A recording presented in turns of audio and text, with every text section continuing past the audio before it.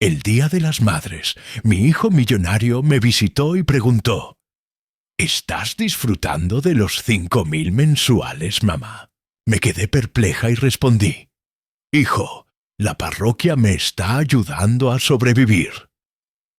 Fue entonces cuando su esposa ambiciosa abrió la puerta. Me alegra tenerte aquí. Sigue mi historia hasta el final y comenta desde qué ciudad me estás viendo.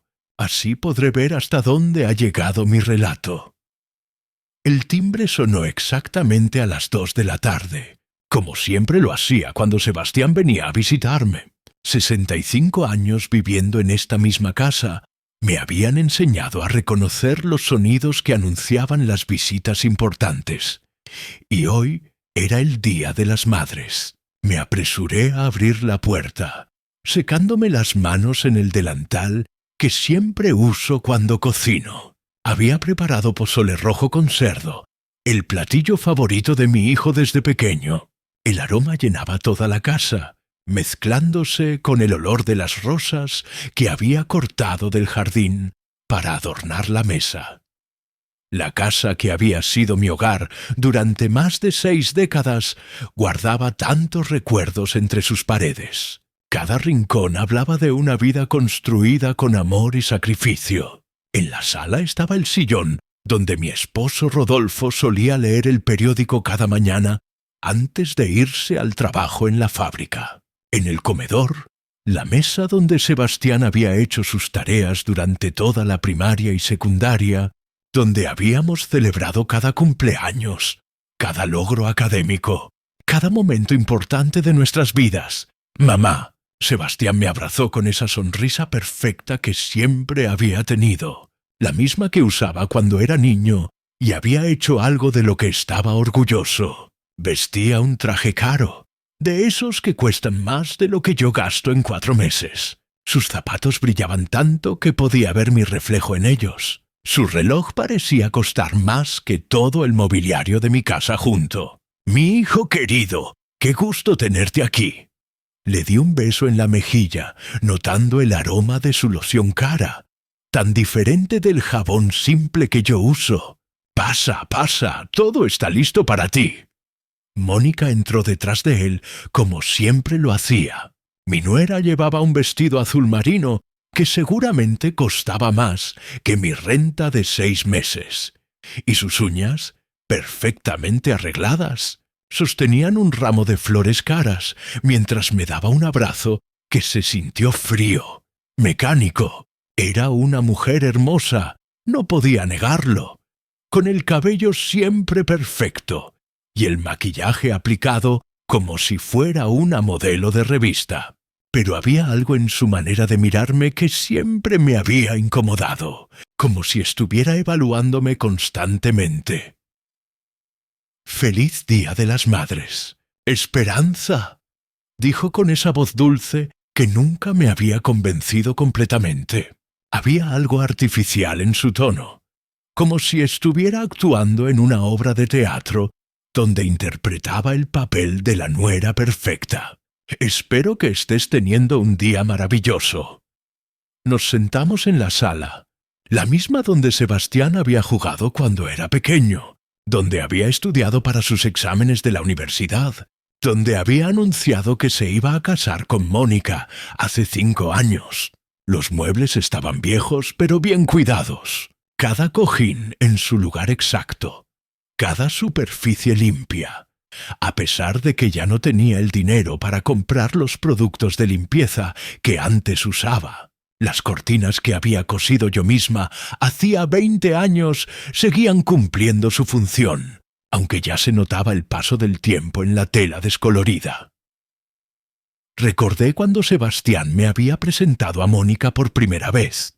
Habían llegado un domingo para almorzar, y ella había elogiado mi cocina con palabras que sonaban ensayadas. Desde ese primer encuentro, algo en mi instinto maternal me había alertado, pero yo había decidido darle el beneficio de la duda. Después de todo, mi hijo parecía feliz con ella, y eso era lo que más me importaba. «Mamá, Sebastián se acomodó en el sillón principal, ese que había sido de su padre antes de morir hace 10 años, el mismo donde Rodolfo había pasado sus últimas tardes, leyendo y viendo las noticias, antes de que el cáncer se lo llevara. «Tengo que preguntarte algo importante». Su tono cambió. Ya no era el hijo cariñoso que acababa de llegar. Ahora había algo serio en su voz, algo que me hizo sentir un nudo en el estómago. Mónica se sentó a su lado, pero noté que se quedó muy callada, más callada de lo normal. Sus manos perfectamente manicuradas jugueteaban nerviosamente con la correa de su bolsa cara. «Dime, hijo, sabes que puedes preguntarme lo que sea». Sebastián me miró directamente a los ojos con esa intensidad que había heredado de su padre. Era la misma mirada que Rodolfo tenía cuando quería llegar al fondo de algún asunto importante. «¿Estás contenta con los 5.000 pesos que te mando cada mes, mamá?» El mundo se detuvo. 5.000 pesos cada mes. Las palabras resonaron en mi cabeza como campanas lejanas que no podía entender completamente. Sentí como si el aire se hubiera vuelto más denso, más difícil de respirar. Mi corazón comenzó a latir de una manera extraña, irregular, como si hubiera escuchado algo imposible. «¿Cómo dices, hijo?» Mi voz salió más débil de lo que esperaba. «Los 5.000 pesos mensuales, mamá. Te los he estado mandando religiosamente desde hace 8 meses. Quería asegurarme de que estés cómoda, que no te falte nada». Sebastián sonrió con orgullo, como si esperara que yo le dijera lo agradecida que estaba. Pero yo no entendía nada. Su expresión era la de alguien que había hecho algo bueno y esperaba reconocimiento por ello. 5.000 pesos mensuales. Si yo hubiera recibido esa cantidad, mi vida sería completamente diferente. No tendría que levantarme cada martes y viernes antes del amanecer para llegar temprano a la parroquia de San Miguel y hacer fila con las otras señoras mayores para recoger la despensa que las hermanas del templo organizan para las familias necesitadas. No tendría que contar cada peso antes de ir al mercado, calculando si podía permitirme comprar un pollo entero o solo las piezas más baratas. No tendría que pedirle a don Fernando, mi vecino, que me ayude a pagar la luz cuando se me acumula, porque la pensión de viuda que recibo apenas me alcanza para la renta y la comida más básica. No tendría que racionar mis medicinas para la presión arterial, tomando media pastilla cuando debería tomar una completa. No tendría que usar velas cuando se me acababa el gas y no tenía dinero para recargar el tanque. No tendría que remendar mi ropa una y otra vez porque no podía permitirme comprar nada nuevo. «Sebastián», dije despacio, sintiendo como mi corazón empezaba a latir más rápido. «Hijo, yo no he recibido ningún dinero tuyo». La sonrisa se desvaneció de su rostro inmediatamente, como si hubiera visto un fantasma. «¿Cómo que no has recibido dinero?» Su voz subió de tono, incredulidad mezclada con preocupación. «Mamá, yo te mando 5.000 pesos el día 20 de cada mes, sin falta. Mónica se encarga de entregártelos personalmente». Mis ojos se movieron hacia Mónica automáticamente. Ella había estado muy quieta durante toda la conversación, pero ahora su rostro había cambiado completamente. Ya no tenía esa expresión calculadora de siempre. Ahora se veía asustada, como un animal acorralado que acaba de darse cuenta de que ha sido descubierto. Sus ojos se movían nerviosamente entre Sebastián y yo, como si estuviera buscando desesperadamente una manera de salir de esta situación. «Mónica viene aquí cada mes», continuó Sebastián mirando a su esposa con creciente confusión. «Me dice que ustedes platican un buen rato, que toman café juntas, que te entrega el dinero y que siempre estás muy agradecida.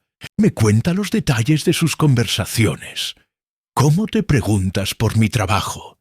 ¿Cómo le agradeces por tomarse la molestia de venir hasta acá? Sentí como si un pozo profundo se hubiera abierto en mi estómago.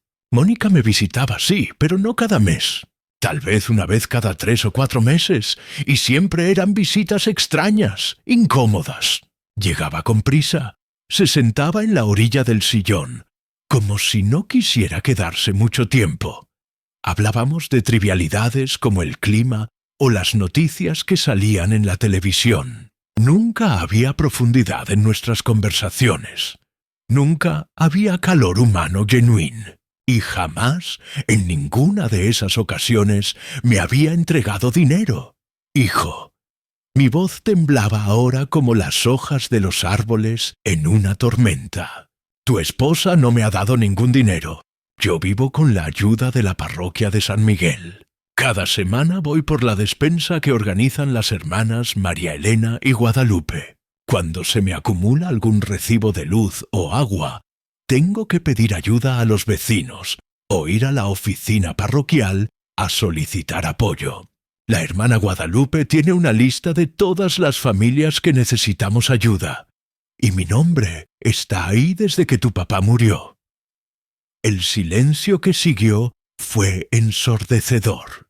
Podía escuchar el tic-tac del reloj de pared que había sido de mi madre. El mismo que había marcado los minutos de mi vida durante décadas. El sonido se había vuelto más fuerte, más insistente, como si el tiempo mismo estuviera esperando a ver qué pasaría después. Sebastián miró a Mónica con una expresión que yo nunca le había visto antes. Sus ojos se habían endurecido como cuando era niño, y descubría que alguien había roto algo valioso y estaba tratando de descubrir quién había sido el culpable.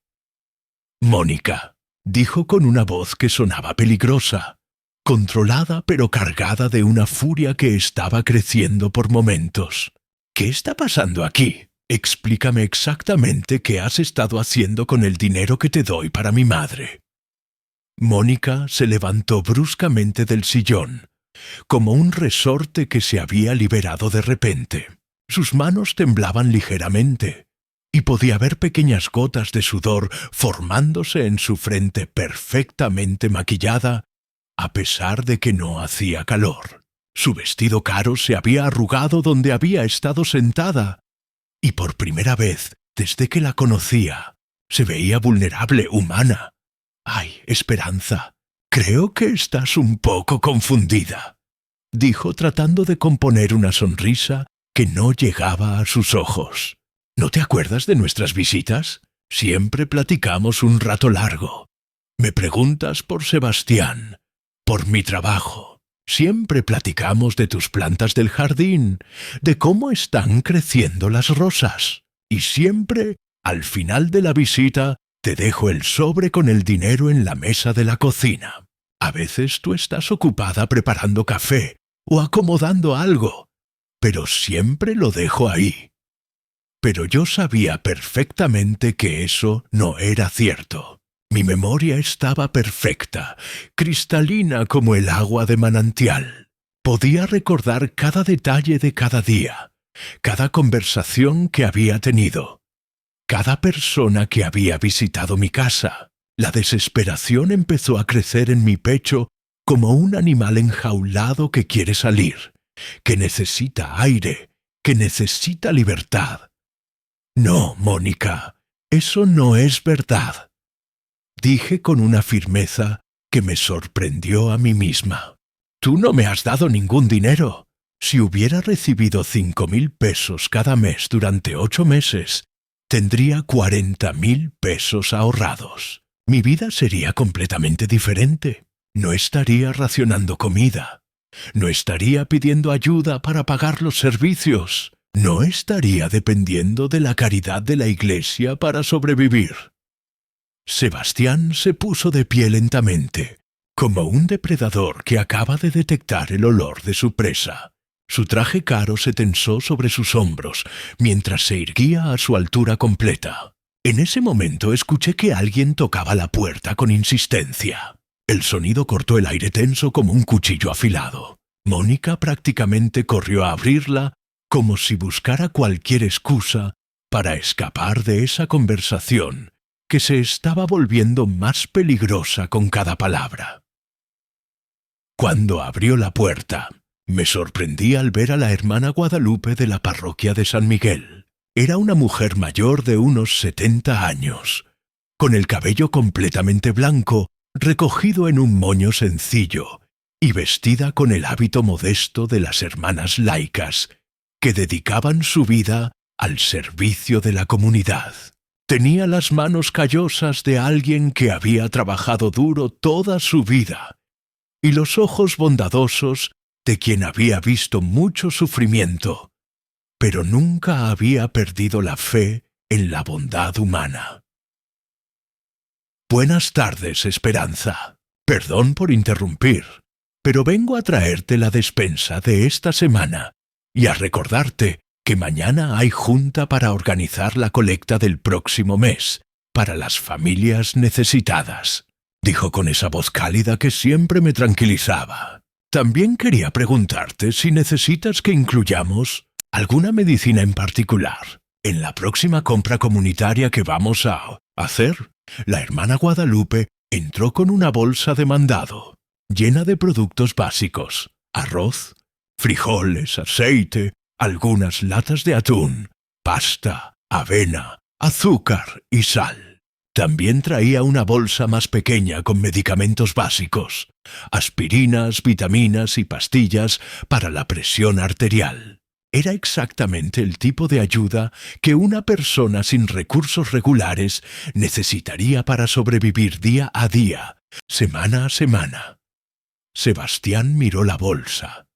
Luego miró a la hermana Guadalupe, con sus ojos que reflejaban una incredulidad creciente.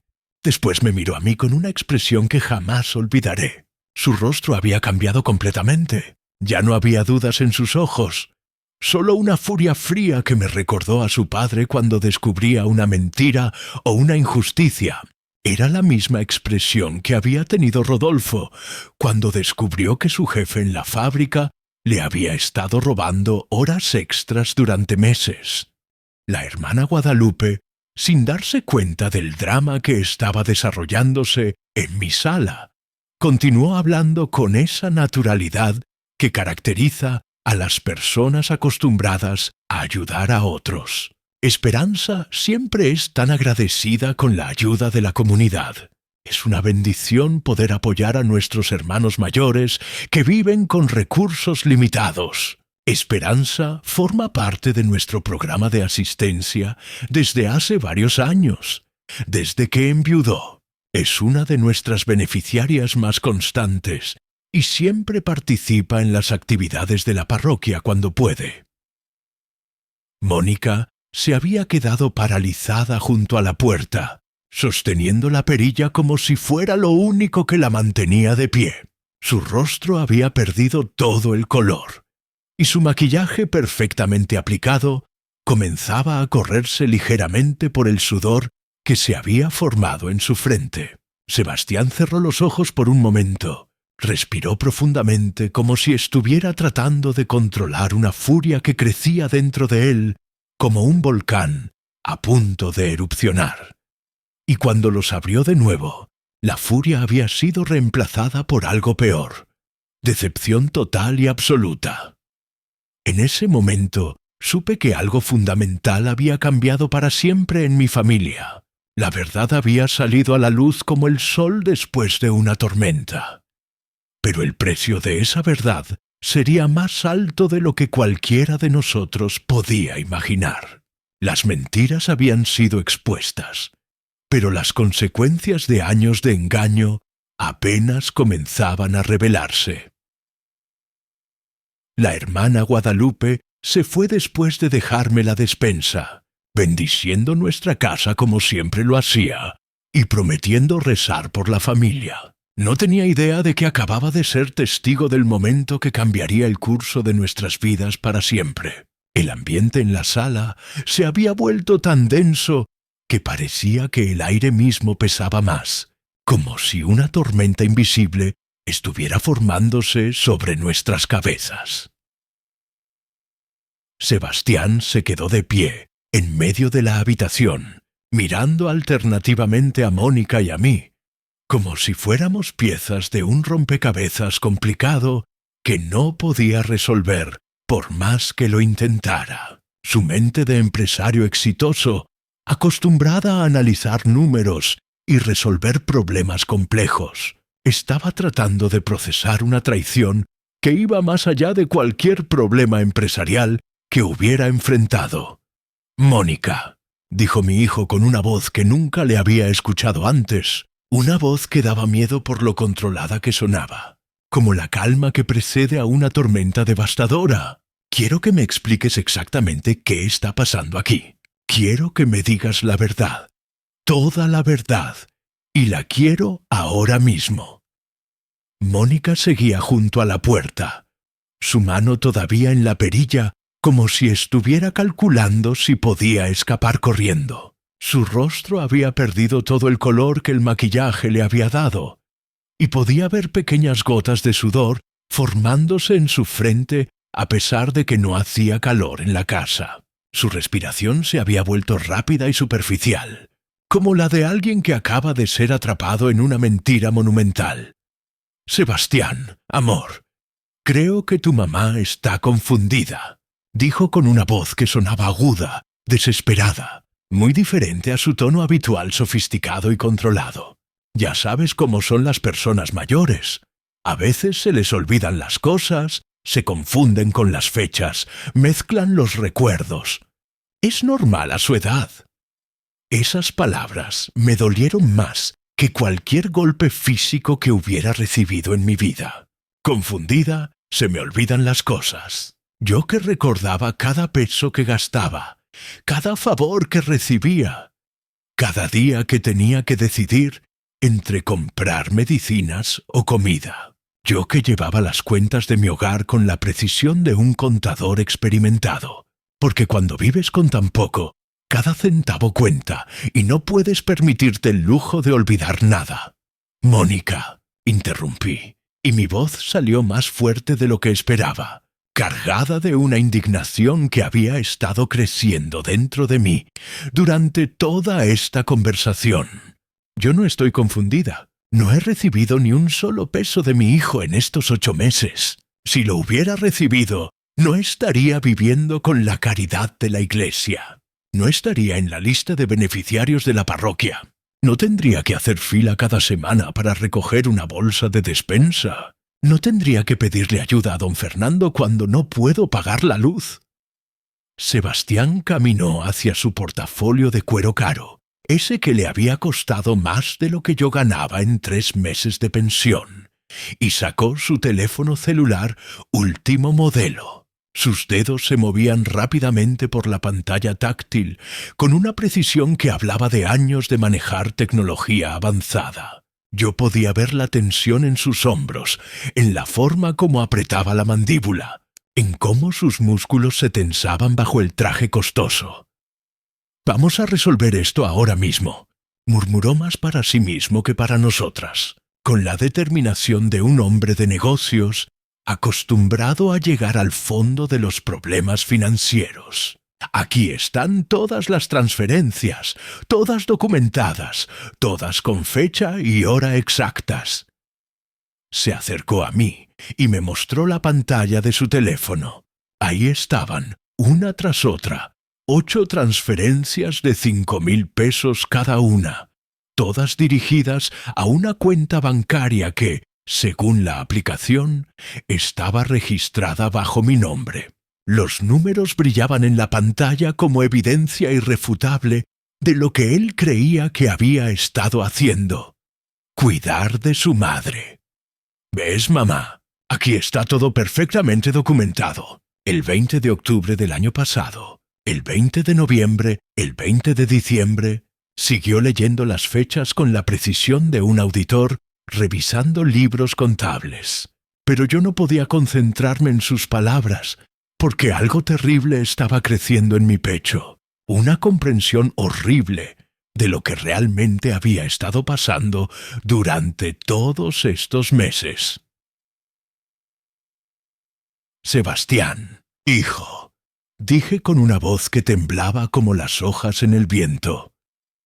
Yo no tengo esa cuenta bancaria. Mi única cuenta es la que abrí hace 20 años en el Banco Popular de la esquina, donde deposito mi pensión de viuda cada mes. Ahí solo tengo 300 pesos, porque fue todo lo que me quedó después de pagar la renta y comprar lo más básico para comer esta semana. Sebastián se detuvo en seco, como si hubiera chocado contra una pared invisible. Miró la pantalla de su teléfono con incredulidad.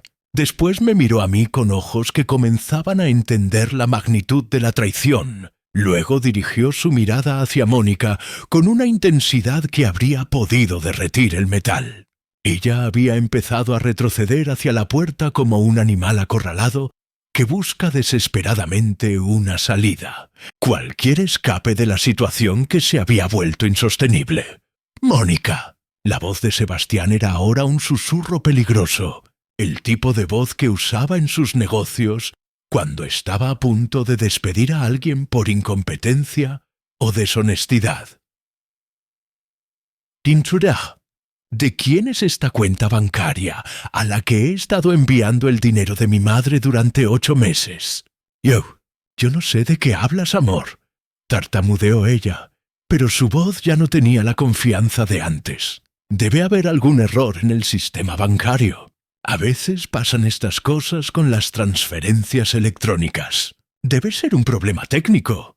Pero Sebastián ya estaba marcando un número en su teléfono con la rapidez de alguien que había tomado una decisión irrevocable. Yo podía escuchar vagamente la voz de alguien del otro lado de la línea, probablemente un representante del banco, que atendía las consultas de clientes preferenciales como mi hijo. Sí, habla Sebastián González, cliente preferencial. Necesito verificar urgentemente la información de una cuenta bancaria. Sí, puedo proporcionar toda mi identificación y los datos necesarios. Es una cuenta a la que he estado transfiriendo dinero mensualmente y necesito confirmar el nombre del titular. Es un asunto familiar urgente. La conversación duró varios minutos que se sintieron como horas. Durante ese tiempo, Mónica y yo nos quedamos en silencio, pero yo podía sentir sus ojos sobre mí con una intensidad que me resultaba incómoda. Cuando finalmente la miré, vi algo en su expresión que me hizo sentir un escalofrío que me recorrió la espina dorsal. Ya no se veía asustada como antes. Ahora se veía enojada, resentida, como si yo fuera la culpable de lo que estaba pasando, como si yo hubiera arruinado algún plan cuidadosamente elaborado. Sebastián colgó el teléfono y se quedó inmóvil por un momento con los ojos cerrados, como si estuviera rezando o pidiendo fuerzas para lo que tenía que hacer. Sus manos temblaban ligeramente mientras guardaba el teléfono en el bolsillo de su traje. Cuando abrió los ojos de nuevo, me di cuenta de que mi hijo había cambiado para siempre. La inocencia, la confianza ciega en las personas que amaba, había desaparecido de su mirada. «La cuenta está a nombre de Mónica Hernández de González», dijo con una voz tan fría que parecía venir de las profundidades del invierno más crudo. «¿Qué tiempo serás, Tinta? Mi esposa ha estado recibiendo todo el dinero que yo pensaba que le estaba mandando a mi madre. 40.000 pesos. 40.000 pesos que ella ha estado robando mientras mi madre vivía en la pobreza». El silencio que siguió fue absoluto, completo, ensordecedor. Ni siquiera se escuchaban los pájaros del jardín que normalmente cantaban toda la tarde, ni el ruido del tráfico de la calle, ni los sonidos cotidianos de la vida que continuaba afuera de esta burbuja de traición y dolor. Era como si el mundo entero se hubiera detenido para presenciar este momento de verdad revelada. Este instante en que las mentiras finalmente caían como naipes en un castillo que se desploma.